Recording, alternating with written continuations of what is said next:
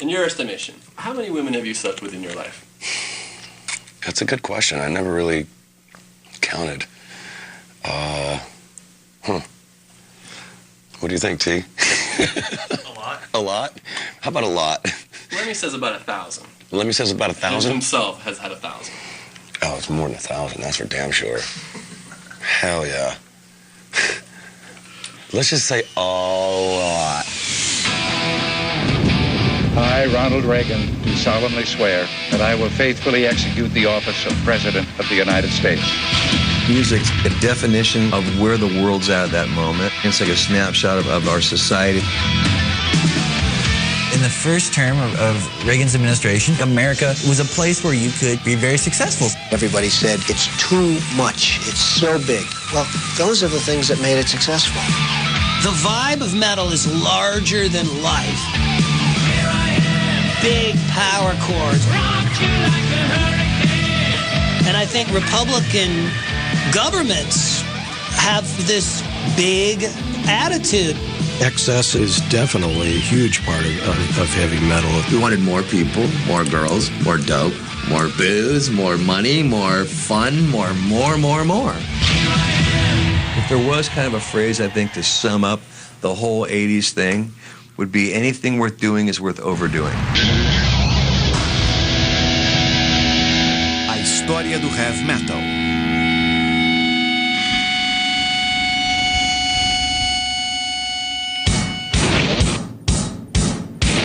O heavy metal sempre se desentendeu com a maior parte da sociedade. Mas algo estranho aconteceu no início dos anos 80. Uma sucessão de sons grandiosos e penteados maiores ainda se encaixavam com essa nova década de excesso. Pela primeira vez, o metal era moda. E como a economia de Reagan, a revolução começou na Califórnia. When you read encyclopedias for rock history, you're going to see the 64 British invasion has its chapter. You know, the Memphis 50s, Elvis has its chapter. 82, 83 LA will have its own chapter.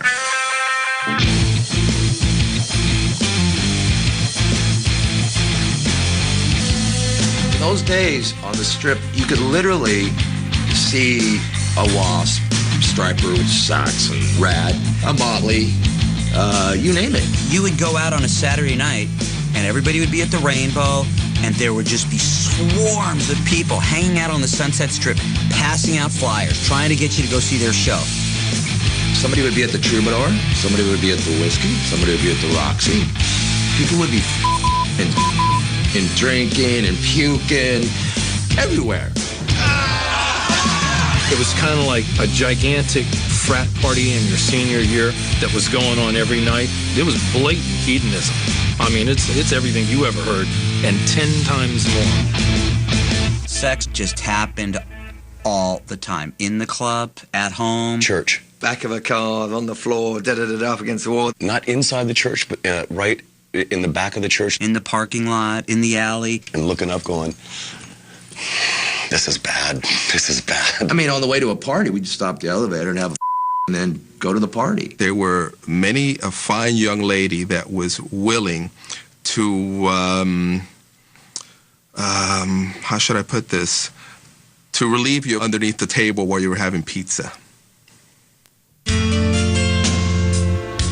What's really amazing about the entire hairband scene is that these groups managed to sustain themselves, survive, put on pretty big stage shows in clubs, and none of them had any money. It would come down to either buying beer or buying food. You think, well, you know what? If I buy food, I'm just going to be full. If I buy beer, I'll be full and I'll be buzzed. So, of course, you bought beer. I had a closet that was 3 by 12, and I was there for a year and a half. No heat, no electricity. Living on less than $5 a week.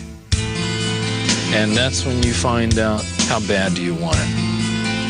I remember putting peanut butter on bread with a Social Security card at the Hollywood Bowl Motel. We had nothing. Frankie Bonelli, living with a girl that was 2 doors down from me, my landlord had a white picket fence. And every day I'd come home and there'd be 2 or 3 slats missing out of that white picket fence. Frankie's out there stealing the fence from my landlord out there, and they're using it for firewood. It was brutal. But it was cool, though, you know? There was always this excitement in the air. I mean, just walking down the streets, walking down Sunset Boulevard, you just knew you were on the edge of something really cool. You know, you didn't know what was going to quite happen, but you knew something big was going to happen.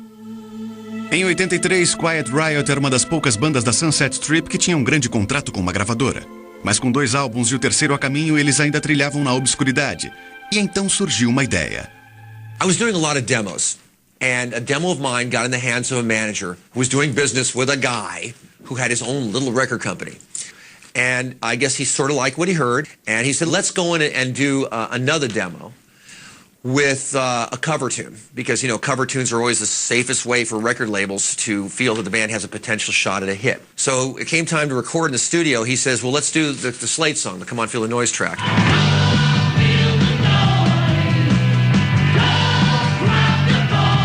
The song Come On Feel the Noise, that was the producer's idea to do the song, because he felt that Kevin's vocals were like Noddy Holder's vocals. And the logic of it made sense. Slade had a #1 hit with that song everywhere but the U.S. We hated it. We didn't want to do it. Kevin Dubrow was dead set on not doing it. We didn't like the Slade songs too much. We were never huge fans, and we never even worked the song up, Come On Feel the Noise. We didn't even rehearse it. We didn't learn it. We thought we had a good plan. Play the song. Play it bad. Forget about the song. So it came time to record in the studio, and Frankie Banelli came with this arrangement, and I was making faces at him across the room going, you know, trying to make him screw it up. And I just came up with that real simple little drum beat, and we started playing. And I remember Kevin was sitting on the other side of the studio just glaring at me because he knew that it was sounding good. I said to Frank, I said, well, you played really well on it. What am I supposed to do? What is this? No, I don't want to do this song, you know. And he says, well, just sing it. You can do that. You know how to sing it lousy. Come on, feel the noise. Girls, rock your voice. We'll get wild, wild, wild. I guess it turned out pretty good. What you have on the record is the first take that we have. That was the first time we had ever played that song. Is what ended up coming out. So you say I got a dirty mind. I'm a mean go-getter. I tell you. The album slowly climbed up the charts, and we then toured with Loverboy. Loverboy, extremely mainstream, extremely commercial. We opened ourselves up to a whole new audience of people that wouldn't necessarily have listened or bought a Quiet Riot record in 1983, and we won those people over. Repleto de roqueiros da pesada, o LP Mental Health do Quiet Riot continuou a subir nas paradas pop. E então, em 26 de novembro de 83, realizou o que nenhum disco de metal havia feito antes. When I count to 3, I want you guys to scream so loud that your throats are gonna bleed. 1, 2, 3! Mental Health tornou-se o mais vendido nos Estados Unidos. You want metal? You got it! Mental Health!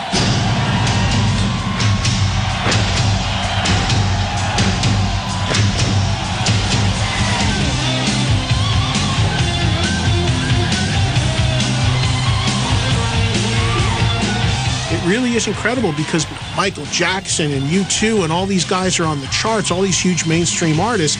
And who the hell is this? Quiet Riot, Mental Health. And all of a sudden, this thing is the #1 album in the country. It really broke that last barrier for metal. You know, I didn't really think of it in those terms. I was just wanted to get on tour. I wanted to be on a tour bus. I wanted to play rock and roll with my friends. You know, I was living my dream. It was more of a surprise to me than anything else when it started to climb the charts. I go, here we go.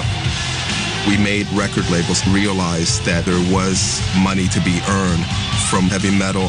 So I think we opened up the doors to record labels saying, you know, let's go out and sign just about every other band out on the strip.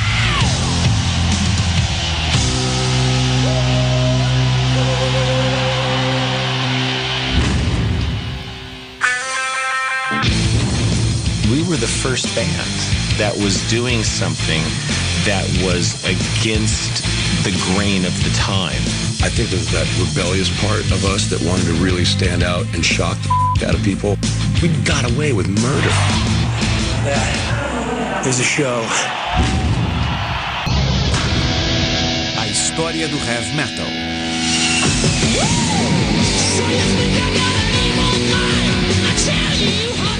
O sucesso sem precedentes do Quiet Riot em 83 virou o meio musical de cabeça para baixo. O heavy metal, a música para os censurados, estava no topo das paradas pop. E as gravadoras nas duas costas correram para faturar. As record companies started seeing gold in them thar hills, you know, and started trying to figure out how to cookie cutter a new metal movement, hair metal was defined and born. We were an accident looking for a place to happen. The world was ready, and the industry was ready.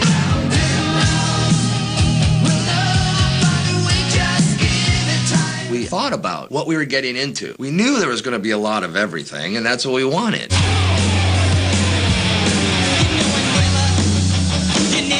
It just catapulted. We went from moving the pool table at the Pine Grove Inn to playing Texas Stadium with Aerosmith. Hair metal in the 80s, it's a combination of popular music and heavy metal.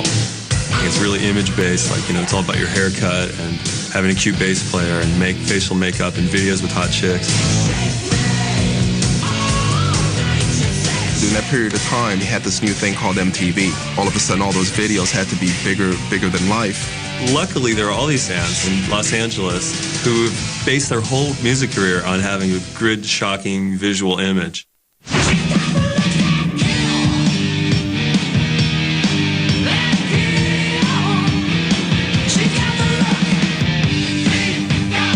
Quiet Riot was the first metal band who had like a #1 record, but Motley Crue was different. They pretty much became the first really important band from LA during the 80s. LA is like decadent, you know? And they were the band that came out of LA that was decadent, man. They were just, you could tell, they just dripped with sleaze and sex and blood and fire.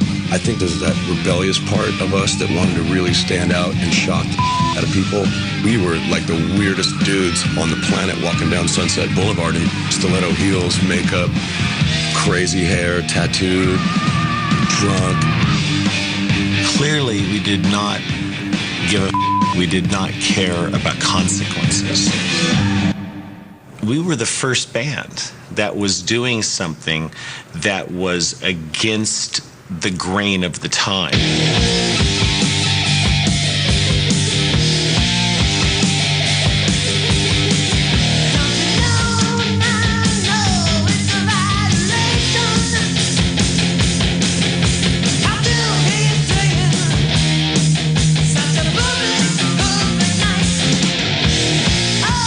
First time I saw Motley Crue.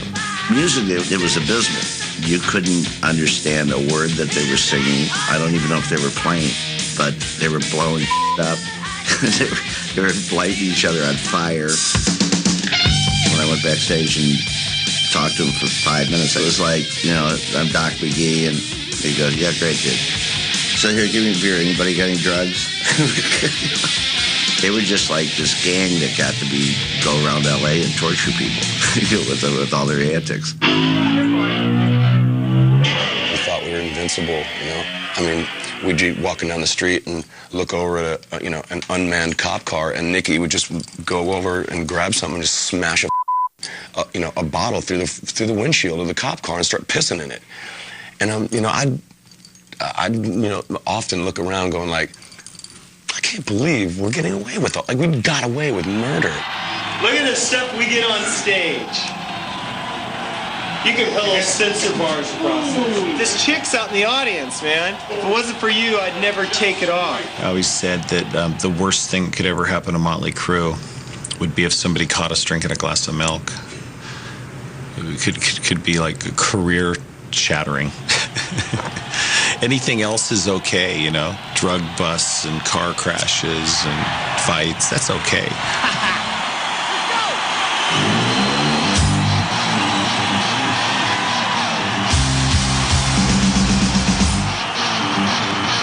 Como Led Zeppelin 15 anos antes, a libertinagem do Motley Crue fora dos palcos causou muito frisson. As plateias lotavam seus shows e o Motley Crue atendia as expectativas todas as noites. There's different kinds of success. There's chart success and album sales success. We didn't really think like that. We hadn't been jaded yet. We thought success was how many more amps could we get on stage? How much bigger could we make our pyro? That was what we wanted. We would go see other bands and go, we can top that. You know, explosions, volume, the biggest PA system on the planet, the biggest light show in the world. Like, that's always been metal's calling. It's like bigger, better, faster, harder, louder. And I'm proud to say I'm a big part of that. That is a show.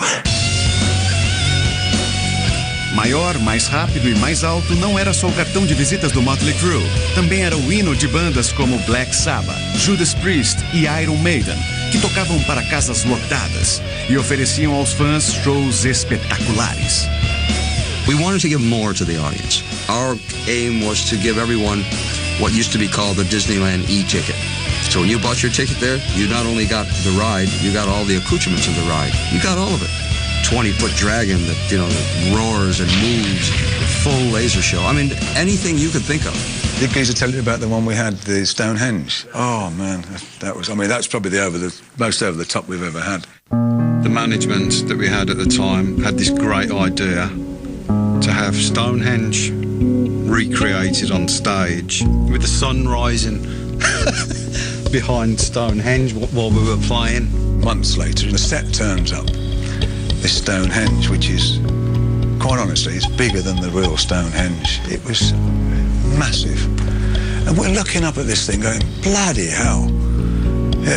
What are we going to do with this? Where's it going to fit? What happened, the dimensions that the management company had given were in feet, and the manager, by the time he did it in meters, so it was like 3 times bigger than what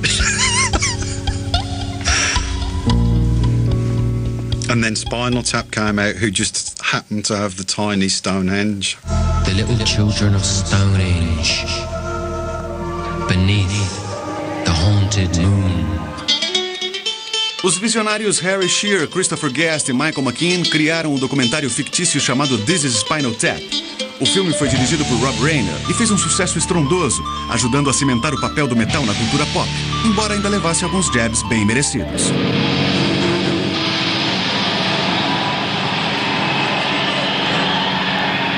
Spinal Tap was a mockumentary because it's making a mockery of some of the stupidity and stereotypes of heavy metal bands. It was so funny, it hurt. It struck, nerves, and that's good comedy does that. There's so many one-liners in that movie that are brilliant. It's such a fine line between stupid and clever. The Black Album cover. How much more black could this be? And the answer is none. I think everybody has had a Spinal Tap moment. First door you sign, authorized personnel only. Yeah. Open that door. That's the stage. Thank you. Thank you very much. Rock and roll. My Spinal Tap moment was along the lines getting lost on the way to the stage. In the Midwest, there's a lot of venues that have a coliseum on one side and a theater on the other side. So the band went out on the stage. I hear the roar of the crowd, and I go running out onto the stage to an empty hall. There's no equipment. There's no people, and you cannot imagine what's going on in my mind. My mind is blown, and I'm clean and sober. I'm standing out there in the big costume, and I'm going to hear the music, and my roadie comes running out and grabs me and drags me to the other side. Hello, Chicago. Hello, Cleveland. Hello, Cleveland. Let's go in. You must have made it wrong time. As cool as heavy metal is, it's also quite silly sometimes, and that just personifies that thought. It was pretty accurate as to how bloated the whole genre had become. But it's very special because the numbers all go to 11. Why don't you just make 10 louder and make 10 be the top number and make that a little louder? These go to 11. Good sense. Yeah, let's go. I was the most recognizable face in heavy metal rock and roll then. I was the poster boy, and they were not ready for Dee Snider. Mr. Snider, what is the name of your fan club? The fan club is called the Sick Friends of Twisted Sister. A história do heavy metal. Heavy metal does have a message for the rest of society, and that is you. God bless America. These are Reagan times. Real conservative wave going on there.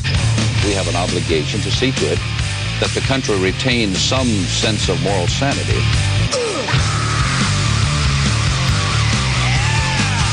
When I was a kid, everything that was expected of you was like you go to school, you graduate, you get a job, and you have some kids, and you die. That's not very much fun. You know what sounds a little better to me? I want to rock and roll all night and party every day. O heavy metal sempre lutou contra as forças conservadoras num choque progressivo de culturas. Enquanto o heavy metal forçava o braço forte da classe dirigente, ela empurrava de volta. Em meados dos anos 80, com a revolução de Reagan em plena força, os roqueiros lideravam um ataque com os astros do movimento glam metal, o Twisted Sister de Nova York.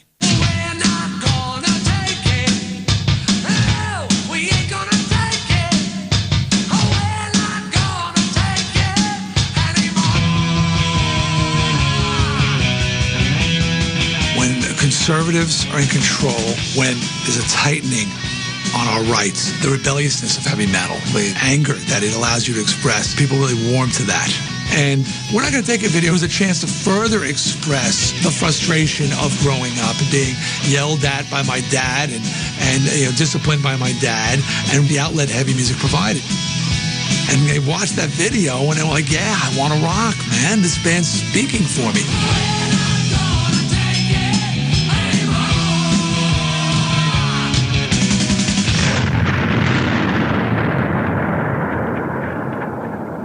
O hino do Twisted Sister tornou-se um grito de guerra para os adolescentes. Mas quando outras bandas como Venom e Wasp forçaram mais ainda a barra com material sugestivo, os conservadores acordaram. The Parents Music Resource Center was formed to provide more information for parents and consumers of rock music. Censorship implies restricting access or suppressing content. This proposal does neither. The PMRC was an absolutely politically motivated organization put together by a couple of senators' wives who had too much time on their hands. Yes, that's right. You had too much time on your hands. Consider, for example, the themes found in heavy metal, which is probably the most disturbing element in contemporary music. Much of it dwells on themes that glorify rape, sadomasochism, and suicide. Em 85, PMRC foi para a ofensiva e apontou 15 canções com conteúdo censurável. Na chamada lista das 15 sujas, 9 canções eram de bandas de heavy metal, incluindo We're Not Gonna Take It, do Twisted Sister. You know, they were indignant over lyrical content of certain rock records. And, heavy metal was rife for their exploitation. I'm a former rock and roll guitar player, and I've believed for a long time that rock and roll is not incompatible with a sound education. But we have to distinguish between music, which is basically harmless, and music which can be harmful to young people. Hallelujah! Okay. When grassroots fundamentalist religious groups were getting together, all of rock music was seen as devil music. But, it really came to a head with the PMRC hearings. Ladies and gentlemen, this hearing is on the subject of the content of some rock music. The most amazing thing about the PMRC hearings were the visual of Tipper Gore on one side of the room. We are asking the recording industry to voluntarily assist parents who are concerned by placing a warning label on music products inappropriate for younger children. And on the other, with his hair fully out and in a cut-off T-shirt, Dee Snider. But we're talking about a person going with their money to purchase an album to play in their room, their home, on their own time. I was the most recognizable face in heavy metal rock and roll then. I was the poster boy. And they figured, this guy's the most identifiable, let's make an example out of him. And one of the things they did not research is that I was clean, I was sober, and I spoke English fluently. And they were not ready for Dee Snider. Mr. Snider, what is the name of your fan club? The fan club is called the SMF Friends of Twisted Sister. And what does SMF stand for when it's spelled out? It stands for the Sick Friends of Twisted Sister. Is this also a Christian group? I don't believe that profanity has anything to do with Christianity. Thank you. I kicked ass. And at one point where I said that Ms. Gore was a liar and had a dirty mind, because Under the Blade, she said it was about sadomasochism and it was about a throat operation. So I said, I can't help it if Ms. Gore has a dirty mind. And Senator Rockefeller goes, Mr. Snyder, when you were insulting Senator Gore's wife a few moments ago. I said, excuse me, sir. First of all, I wasn't attacking Senator Gore's wife. I was attacking a member of the PMRC. Secondly, when someone says there's a song about sadomasochism and bondage, or someone says we're not going to take it, is violent lyrical content, which is what it's been rated for. Yes, I'm defensive. Yes, that gets me angry. I'm trying to get adults to see that heavy metal is not totally a bad thing. It was very political. It was very disgusting. And I'm walking out, and a reporter says, how do you feel? And I said, and the word came out of my mouth was dirty. O heavy metal e a sociedade conservadora tinham concluído aquela que seria sua batalha mais pública, mas não a batalha final, em sua longa história juntos. We are pleased to announce here today that our three organizations have reached a mutually acceptable understanding. O resultado foi simples. Qualquer música considerada censurável passaria a ter um selo de alerta. We're simply interested in ways to make choices in the marketplace as parents of younger children. And we love the music. E embora significasse uma vitória para a classe dirigente, o grande vencedor foi o heavy metal.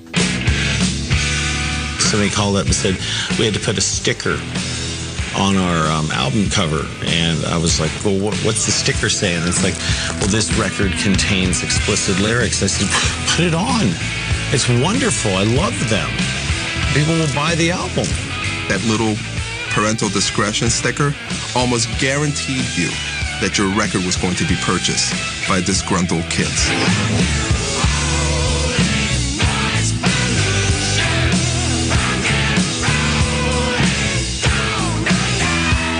In some sick way, the PMRC is the best thing that happened to metal because it literally drew much more attention.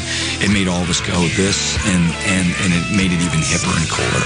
It's safe to say that if society wants to battle heavy metal will always find a way to win because heavy metal's always underestimated. The people who love it are underestimated. The musicians are underestimated. A lot of people have found that out the hard way. It's just a rock and roll, yeah.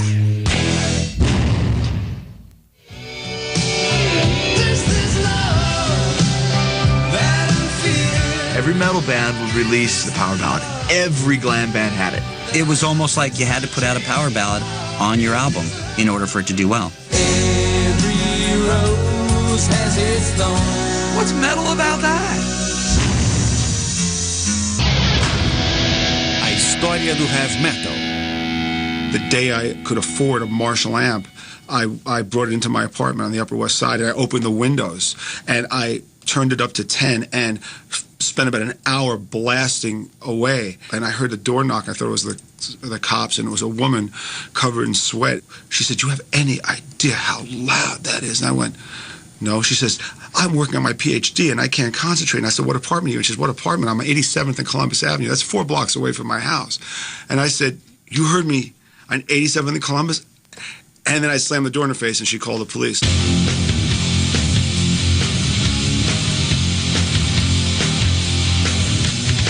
Well, I think it's true to say that the heaviness in all heavy metal groups generally comes from what the guitars are doing.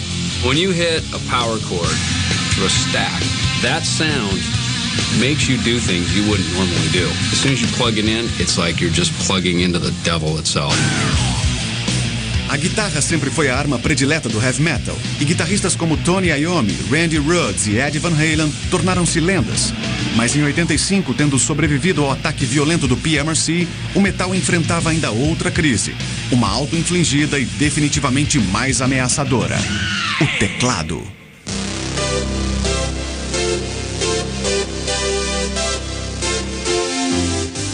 When Van Halen's Jump featured keyboards, it was a bit of a surprise because here Eddie Van Halen is known as one of the best guitarists in the world, and then they get the #1 on the riff that he did on the keyboard. Quando Jump, do Van Halen, subiu ao topo das paradas, ele reacendeu um argumento tão antigo quanto o próprio metal.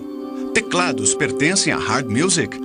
Em 1985, Motley Crue atiçou as chamas não usando apenas um piano, mas diminuindo o ritmo e criando o que muitos acreditam ter sido a primeira power ballad. I actually remember even writing this song. We were sitting in the studio and Tommy just started going ding, ding, ding, ding, ding, ding, ding, ding, ding, ding. And I'm just kind of humming along. It was just a cool ballad. And then Nikki goes home and comes back with these lyrics. You know I'm a dreamer, but my heart's of gold. I had a runaway high. I don't know where it came from, but a guy like me, sit down at the piano and write a beautiful song wouldn't be so strange. You can rock all you want, as loud as you want, as hard as you want, but there's got to be an emotional side to an artist, where he actually plays the piano or has something else to say that's not, he can't be that guy all the time or you'd be fake.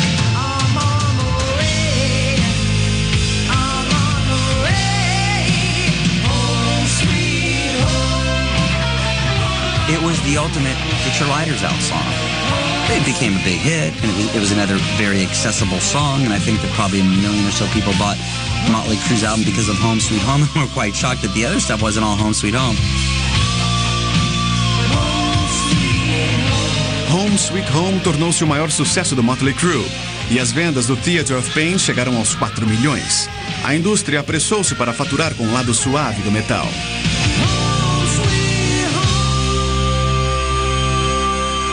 And that became the cliche. Every metal band would release the power ballad. Every glam band had it. Give me a glam band, I'll tell you their second single was always a power ballad.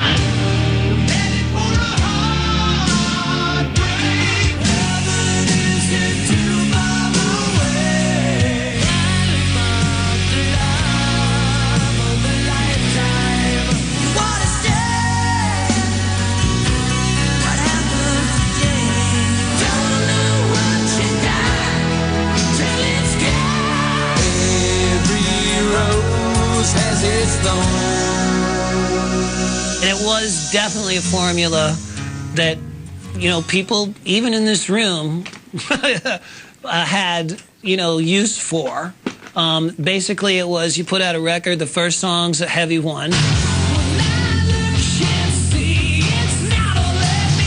Second one's a ballad. And it worked pretty much every time with every band. Bands were selling 3 million. Very few bands ever made it to the 4 million. But if you had that big hit, that would send you into the 4 million. And that was usually the ballad. It was almost like you had to put out a power ballad on your album in order for it to do well. Record companies, they do that all the time. If one's good, 100's better. And you went ka-ching, ka-ching, ka-ching. And you had the W bands, the White Lions, the White Snakes, the Wingers, the Warrants. And it got so processed and so refined that it became pablum.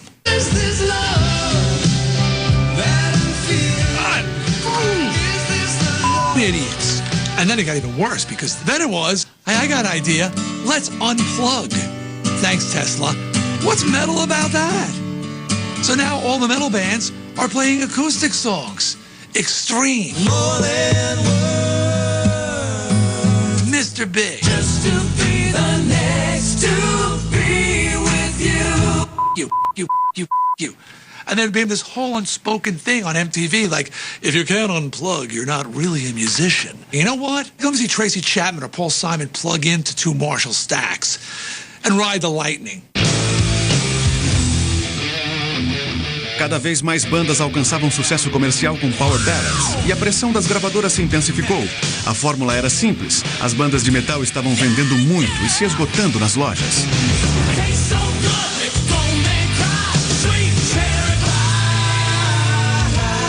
I hate that song. I had no intention of writing that song. The record was done. The record was called Uncle Tom's Cabin. And Donnie Ienner called up and said, I don't hear the single you got to give me a single like Love in an Elevator. I need something like that. So that night I wrote Cherry Pie, sent it to him. He lived with it over the weekend, and all of a sudden the album's called Cherry Pie, the record's called Cherry Pie. I'm doing cherry pie eating contests. The single's Cherry Pie, right? If I'm lying, I'm dying. And my legacy's cherry pie. Everything about me is cherry pie. I'm a cherry pie guy. I could shoot myself in the head for writing that song.